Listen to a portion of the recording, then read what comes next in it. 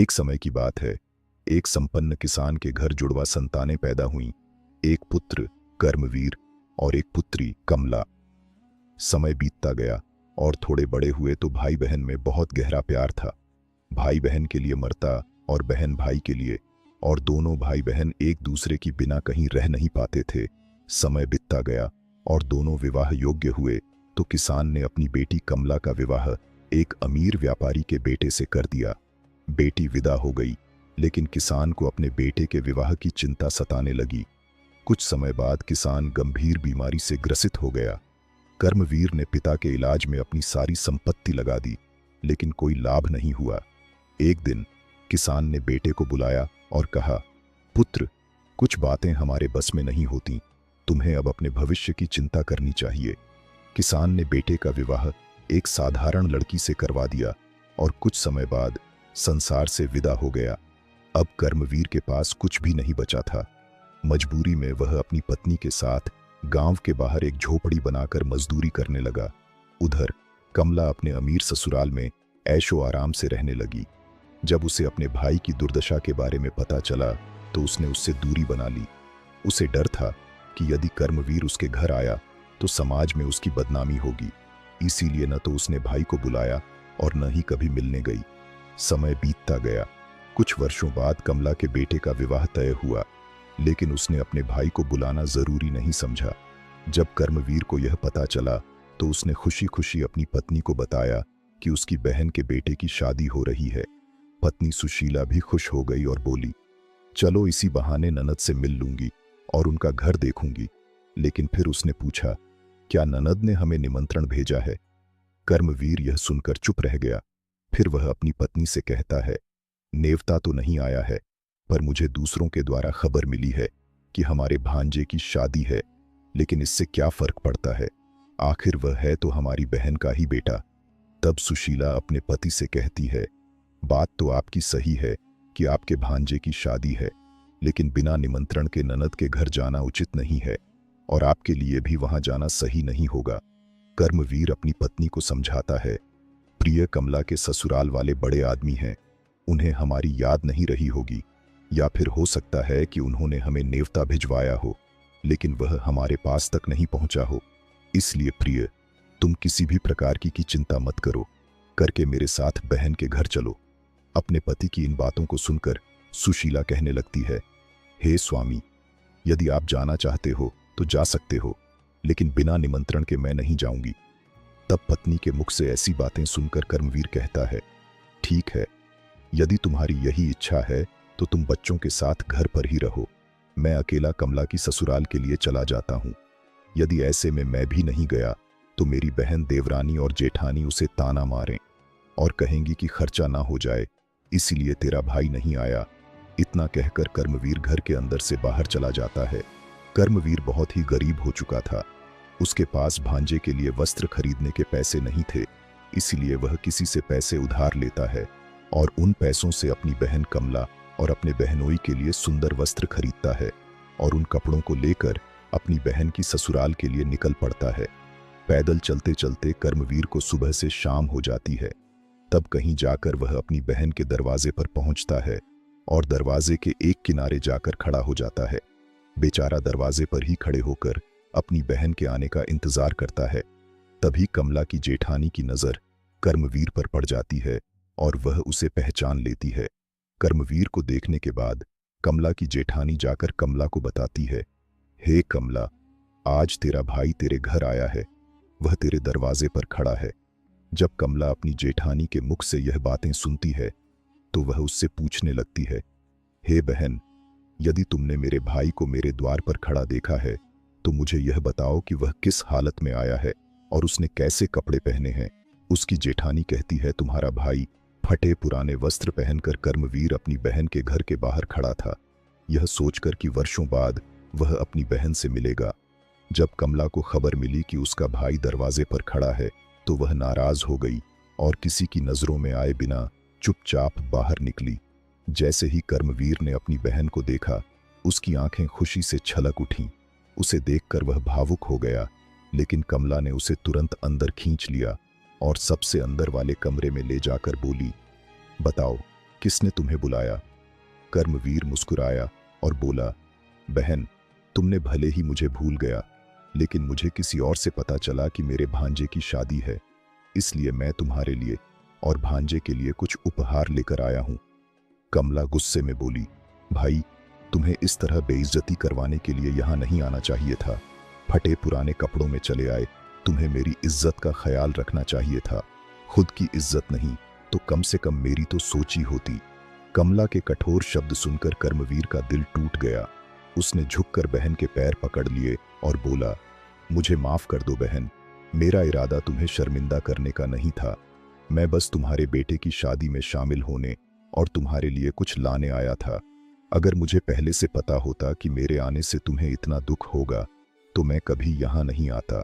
कमला का गुस्सा थोड़ा शांत हुआ, लेकिन वह गंभीर होकर बोली, अब जब आ ही गए हो तो मेरी एक बात ध्यान से सुनो।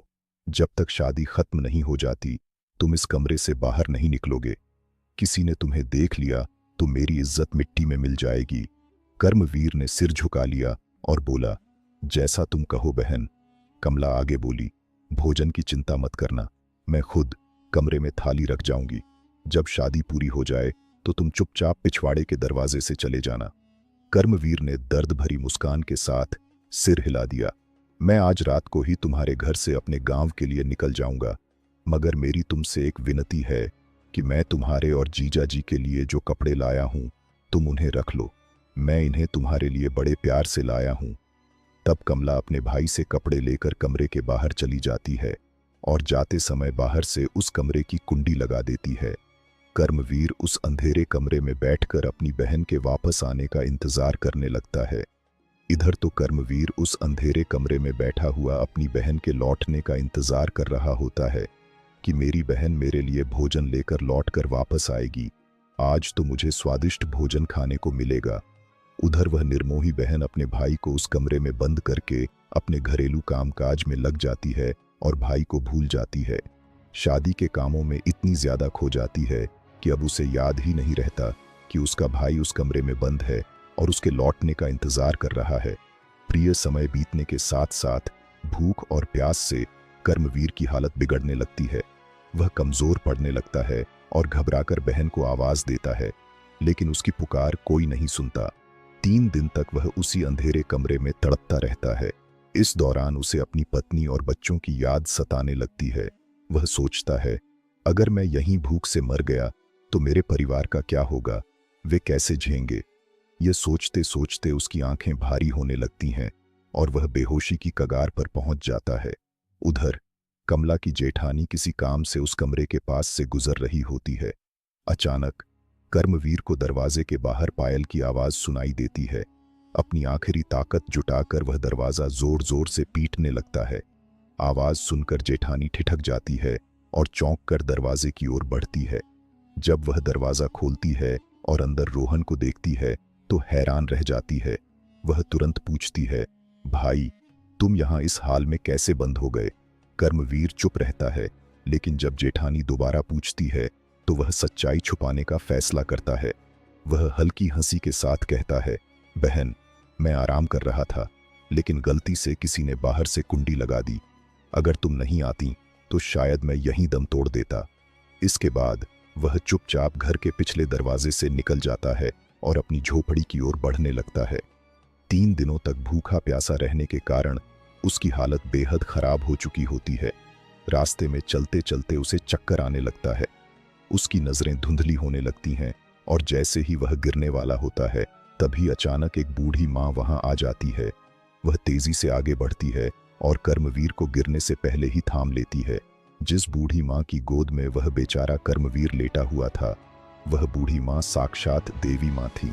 इधर रोहन की पत्नी सुशीला रोज उस देवी माँ की पूजा किया करती थी और पूर्ण श्रद्धा भाव से उनकी भक्ति किया करती थी।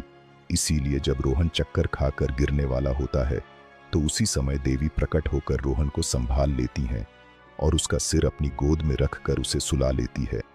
जब कर्मवीर को होश आता है तो वह देवी माँ को प्रणाम करके अपने घर के लिए वहां से चल लगता है। तभी बूढ़ी माँ कहती हैं, बेटा, तुम कहाँ से आ रहे थे और इधर कहाँ जा रहे हो। तब कर्मवीर बताता है, हे माँ, मेरे भांजे की शादी थी, इसी वजह से मैं अपनी बहन के घर से आ रहा हूँ और इधर मेरा गांव है, मैं अपने गांव के लिए जा रहा हूँ। बूढ़ी माँ कर्मवीर से कहती है, यदि तुम बुरा ना मानो तो मैं तुमसे एक बात पूछना चाहती हूँ। तब कर्मवीर कहता है, पूछो माँ, तुम मुझसे क्या पूछना चाहती हो? बूढ़ी माँ पूछती हैं, बेटा, यदि तुम अपनी बहन के घर से आ रहे हो और जैसा कि तुमने बताया कि वहां शादी थी, तो फिर तुम खाली हाथ कैसे जा रहे हो? क्या तुम्हारी बहन ने तुम्हारी बीवी बच्चों के लिए कुछ नहीं भेजा? बूढ़ी माँ के मुख से कर्मवीर की आंखों में आंसू छलक आते हैं। वह बूढ़ी माँ, जो वास्तव में देवी माँ थीं, को पूरी आपबीती सुना देता है। सारी घटना सुनने के बाद बूढ़ी माँ उसे स्नेह से देखती हैं और कहती हैं, पुत्र, जो बीत गया उसे भूल जाओ, चिंता मत करो। वह आगे कहती हैं, यहीं पास में मेरा एक बगीचा है जहां तरह तरह के फल लगे हैं, तुम वहां जाओ और फल खाकर अपनी भूख मिटाओ। 3 दिनों से तुम्हारे पेट में अन्न का एक दाना भी नहीं गया है। जब तुम्हारा पेट भर जाए तो कुछ फल अपनी पत्नी और बच्चों के लिए भी साथ ले जाना। जब तुम घर पहुंचोगे तो तुम्हारी पत्नी और बच्चे पूछेंगे कि तुम अपनी बहन के घर से क्या लाए हो। तब तुम कह देना कि तुम्हारी बहन ने ये फल उनके लिए भेजे हैं। इससे तुम्हारी प्रतिष्ठा बनी रहेगी और तुम उनके सामने शर्मिंदा भी नहीं होगे। बूढ़ी माँ की बात सुनकर कर्मवीर उनके कहे अनुसार उस बगीचे में चला जाता है। वहां तरह तरह के स्वादिष्ट फल लगे होते हैं। वह पेड़ों से फल तोड़कर खाने लगता है। जब उसकी भूख मिट जाती है तो कुछ फल अपने झोले में भी भर लेता है ताकि अपने परिवार के लिए भी कुछ ले जा सके। यह सब करने के बाद कर्मवीर उस बूढ़ी माँ से आज्ञा लेकर अपने घर के लिए चल पड़ता है। तब बूढ़ी माँ रोहन से कहती हैं, हे पुत्र, जाते समय मेरी यह 8 बातें सुनते जाओ, यह तुम्हारे जीवन में बहुत काम आएंगी। इस प्रकार बूढ़ी माँ कर्मवीर को 8 बातें बताती हैं। उन 8 बातों को सुनकर कर्मवीर अपने घर के लिए चल देता है। जब कर्मवीर फलों से भरा हुआ थैला लेकर अपने घर पहुंचता है तो उसके छोटे छोटे बच्चे और उसकी पत्नी सुशीला उसके पास आते हैं और पूछने लगते हैं, पिताजी, आप बुआ के घर से आ रहे हो, आखिर बुआ ने हमारे लिए क्या भेजा है? यह सुनकर कर्मवीर अपने हाथों का थैला अपनी पत्नी को थमा देता है और थैला देने के बाद शायद घर वालों को फल पसंद नहीं आए होंगे, इसलिए उसकी पत्नी उससे ऐसा पूछ रही है। वह सोचता है कि उसे अपने बच्चों के लिए लड्डू पेड़ा लेकर आना चाहिए था। तब रोहन अपनी पत्नी से कहता है, हे प्रिय बहन ने जो कुछ भी भेजा है वह मैंने लाकर तुम्हें दे दिया है। अब जो कुछ भी थैले में है उसे ही बच्चों में बांट दो। तब पत्नी कहती है, पहले तुम घर के अंदर चलो और घर पर आकर देखो कि तुम्हारी बहन ने तुम्हारे लिए क्या भेजा है। यह कहकर सुशीला अपने पति को पकड़कर घर ले जाती है और कहती है, इसे जरा देखिए तो सही, आखिर हमारी ननद ने हमारे लिए क्या भेजा है। इतना कहकर सुशीला रोहन के सामने थैले को पलट देती है। थैला पलटते ही उसमें से हीरे मोती सोने चांदी के आभूषण निकलते हैं। सुशीला कहती है, आखिर हमारी ननद ने तो हमारा भाग्य ही बदल दिया, उन्होंने फलों में छुपाकर हीरे मोती भेजे हैं। जब यह नज़ारा कर्मवीर देखता है तो समझ जाता है कि जो बूढ़ी माँ उसे रास्ते में मिली थी वह साधारण महिला नहीं बल्कि देवी माँ थी। लेकिन इस बारे में वह अपनी पत्नी को कुछ नहीं बताता और मन ही मन उस बूढ़ी माँ को धन्यवाद देता है। प्रिय दर्शकों, गिद्ध आगे की कहानी सुनाते हुए कहता है, हे प्रिय, इस प्रकार से रोहन को बहुत सारा धन मिल जाता है और वह फिर से अमीर बन जाता है। कुछ समय बाद कर्मवीर अपनी बीवी और बच्चों के लिए एक आलीशान महल बनवा है और बड़ी शान शौकत से राजा महाराजाओं की तरह उस महल में रहने लगता है। नगर के सभी लोग भी कर्मवीर को देखकर उसका मान सम्मान करने लगते हैं। धीरे धीरे जब कर्मवीर का महल तैयार हो जाता है और उसकी राजा महाराजाओं जैसी शान शौकत हो जाती है तो एक दिन कर्मवीर की पत्नी सुशीला उससे कहती है, आज सावन का महीना आने वाला है और सावन में सभी स्त्रियां अपने पिता के घर जाती हैं, इसलिए तुम भी अपनी बहन के ससुराल जाकर मेरी ननद को घर बुला लाओ। इसी बहाने वह अपने पीहर घूम आएंगी और मैं भी अपनी ननद से मिल लूंगी। रोहन जब अपनी पत्नी की यह बात सुनता है तो उसकी बात मानकर अपनी बहन के ससुराल चल देता है। कुछ समय बाद वह अपनी बहन के ससुराल पहुंच जाता है। एक बार फिर से वह उसी दरवाजे पर जाकर खड़ा हो जाता है जहां वह कुछ दिन पहले खड़ा था। उसी समय कमला की जेठानी घर से बाहर निकलती है और बाहर का नजारा देखकर दौड़ती हुई कमला के पास जाती है और कहती है, हे कमला बहन, आज तो तेरा भाई आया है। अपनी जेठानी के मुख से यह बात सुनकर कमला कहती है, हे बहन, कोई भिखारी मेरा भाई नहीं हो सकता, मेरा कोई भाई नहीं है। दरअसल कमला ऐसा इसीलिए कह रही थी क्योंकि वह इस बार भी अपने भाई को भिखारी ही समझ रही थी। लेकिन जब उसकी जेठानी बताती है, कमला, तुम्हारा भाई आज भिखारियों की तरह नहीं बल्कि राजा महाराजाओं की तरह आया है। तुम्हारे भाई को देखकर ऐसा लग रहा है जैसे वह किसी देश का राजा महाराजा हो। तुम्हारे भाई के आगे पीछे 4 सैनिक हैं। तुम्हारे दरवाजे पर एक बड़ी सुंदर सजी हुई रथ घड़ी खड़ी है। भला एक बार जाकर तो देखो। कमला जो अपनी जेठानी के मुख से यह बातें सुनती है तो उसे अपनी जेठानी की बातों पर किसी प्रकार का विश्वास नहीं होता। सच्चाई जानने के लिए वह अपने भाई को छुप कर देखने लगती है। जैसे ही कमला ने अपने भाई के उस रूप को निहारा तो उसके ठाठ बांट को देखकर वह एकदम चकित रह गई। वह सोचने लगी, कल तक तो मेरा भाई बिल्कुल भिखारी था, पहनने के लिए ठीक से वस्त्र भी नहीं थे, फिर अचानक वह एकदम से इतना अमीर कैसे बन गया। अब तो कर्मवीर की बहन कमला आरती का थाल सजाकर अपने भाई की आरती उतारने लगती है। उसके बाद कमला अपने भाई को बड़े आदर पूर्वक अपने घर में बुला ले जाती है और कहती है, हे भैया, मुझे क्षमा कर दीजिए, मेरी वजह से तुम्हें बहुत कष्ट और शर्मिंदगी उठानी पड़ी। अपनी बहन के मुख से यह बातें सुनकर कर्मवीर कहने लगता है, बहना कोई बात नहीं, उस समय हमारे दिन अच्छे नहीं थे, तुम्हारी गलतियों के लिए मैंने तुम्हें पहले ही क्षमा कर दिया था। अब तुम इन बातों को छोड़ो और मेरे साथ मेरे घर चलने की तैयारी करो। बहन, मैं तुम्हें बुलाने के लिए आया हूं, तुम्हारी भाभी ने तुम्हें बुलाने के लिए मुझे भेजा है। यह सुनकर कमला खुशी खुशी अपने भाई के घर जाने के लिए तैयार हो जाती है और रथ में बैठकर अपने भाई के साथ चल देती है। इस प्रकार जब रोहन की बहन अपने पीहर पहुंचती है तो अपने भाई की शान शौकत देखकर एकदम से दंग रह जाती है। वह देखती है कि एक भव्य आलीशान महल है और महल के अंदर अनेक प्रकार के नौकर चाकर लगे हुए हैं, साथ ही अन्न के भंडार भी भरे हुए हैं। कमला अपने भाई की ऐसी स्थिति देखकर हैरान रह जाती। उधर रोहन की पत्नी भी अपनी ननद की खूब सेवा करती है और उसे 7 दिनों तक पलकों पर बिठाकर रखती है। सुशीला को लगता था कि यह सारी शान शौकत उनकी ननद की वजह से हुई है। उसे लगता था कि अपनी ननद की मदद के कारण ही वे इस मुकाम पर पहुंचे हैं, क्योंकि कर्मवीर ने कभी अपनी पत्नी को अपने अमीर होने का कारण नहीं बताया था। वह जानता था कि यह सब कमला की वजह से नहीं बल्कि देवी मां के आशीर्वाद से हुआ है। प्रिय दर्शकों, रोहन की पत्नी सुशीला इस बात से अनजान थी। यही सोचकर वह अपनी ननद की खूब सेवा करती है और उसका पूरा ख्याल रखती है। कुछ दिन बीतने के बाद जब कर्मवीर की बहन कमला के ससुराल जाने का समय आता है तो कर्मवीर की पत्नी सुशीला अपने पति से कहती है, पिया जी, कल तुम्हारी बहन अपने घर जाएंगी, इसलिए तुम बाजार चले जाओ और वहां जाकर अपनी बहन के लिए कोई अच्छा सा तोहफा लेकर आओ। पत्नी के मुख से इन बातों को सुनकर कर्मवीर घर से चला जाता है और एक मोची की दुकान पर पहुंचता है। वह मोची से कहता है, हे मोची भाई, मुझे अपनी बहन के लिए बोलने वाली जूती बनवानी है, क्या तुम मेरी बहन के लिए बोलने वाली जूती बना सकते हो? मोची कहता है, हे सेठ, मैं बोलने वाली जूती तो बना दूंगा, लेकिन इसे बनवाने की बहुत कीमत लगेगी। तब कर्मवीर कहता है, हे मोची भाई, मैं तुम्हें मुंह मांग पैसा दूंगा, लेकिन ऐसी जूतियां बना दो कि जब भी मेरी बहन इन्हें पहने और चलने लगे तो यह बारी बारी से इन 8 बातों को बोले। इसके बाद कर्मवीर मोची को ज्ञान की 8 बातें बताता है, जो बातें बूढ़ी मां ने उसे चलते समय बताई थीं।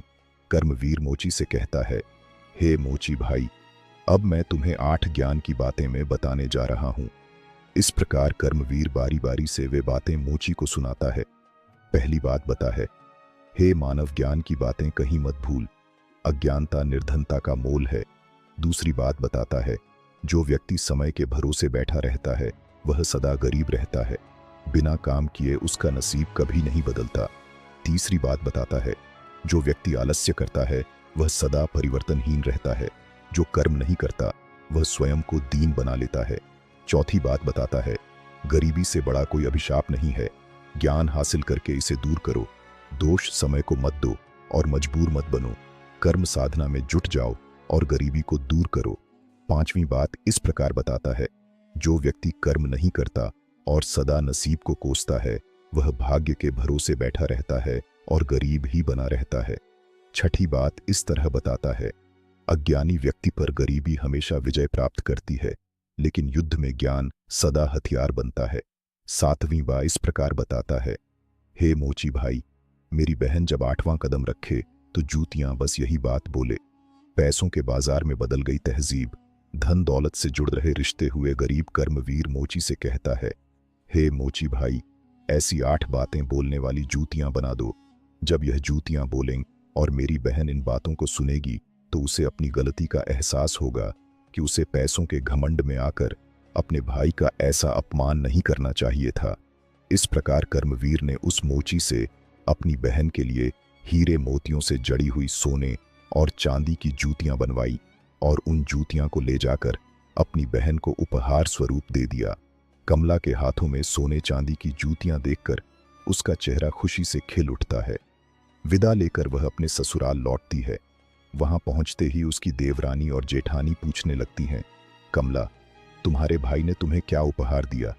कमला मुस्कुराकर सभी को वह जूतियां दिखाती है और कहती है, देखो, मेरे भाई ने मुझे हीरे मोती जड़ी सोने चांदी की जूतियां दी हैं। फिर जैसे ही वह जूतियां पहनकर चलती है, वे अचानक बोल पड़ती हैं, धन दौलत से जुड़े रिश्ते, तहजीब भी बिखर गई। पैसों के इस बाजार में हर भावना मर गई। कमला ये सुनते ही स्तब्ध रह जाती है। उसे अपने के पर पछतावा होने लगता है। अचानक उसकी आंखों से आंसू बहने लगते हैं। यह देखकर उसकी जेठानी पूछती है, कमला, अचानक तुम्हें क्या हो गया? कमला भर्राए गले से जवाब देती है, मैंने अपने भाई को कितनी कठोर बातें कह दी। उसकी भूख प्यास की भी परवाह नहीं की, लेकिन देखो, उसने फिर भी मुझे इतना कीमती उपहार दिया। अब मुझे अपने आप से घृणा होने लगी है। तब उसकी जेठानी उसे सांत्वना देते हुए कहती है, जो हुआ उसे भूल जाओ, लेकिन आगे से कभी किसी को अपमानित मत करना, क्योंकि जो धन का घमंड करता है उससे माता लक्ष्मी हमेशा के लिए दूर चली जाती है। इसके बाद वह कमला को 8 महत्वपूर्ण बातें समझाती। जो लोग रात में झूठे बर्तन छोड़ देते हैं और भोजन बर्बाद करते हैं, वे जल्दी ही दरिद्र हो जाते हैं। जिस घर में स्त्रियों का अपमान होता है, वहां देवी लक्ष्मी अधिक समय तक नहीं ठहरती। जो महिलाएं सूर्यास्त के बाद झाड़ू लगाती हैं और चूल्हा जलाती हैं, उनके घर में गरीबी आ जाती है। जिस घर में धन का आदर नहीं होता और पैसों को फिजूल खर्ची में उड़ाया जाता है, वहां लक्ष्मी जी ठहरती नहीं। जो लोग अपने धन के घमंड में दूसरों को अपमानित करते हैं, उनसे भी लक्ष्मी रूठ जाती है। जो लोग आलसी होते हैं और अपने कामों को टालते रहते हैं, उन्हें भी गरीबी का सामना करना पड़ता है। जो लोग अपने बड़ों का आदर नहीं करते और कठोर वचन बोलते हैं, वे भी धन संपत्ति खो देते हैं।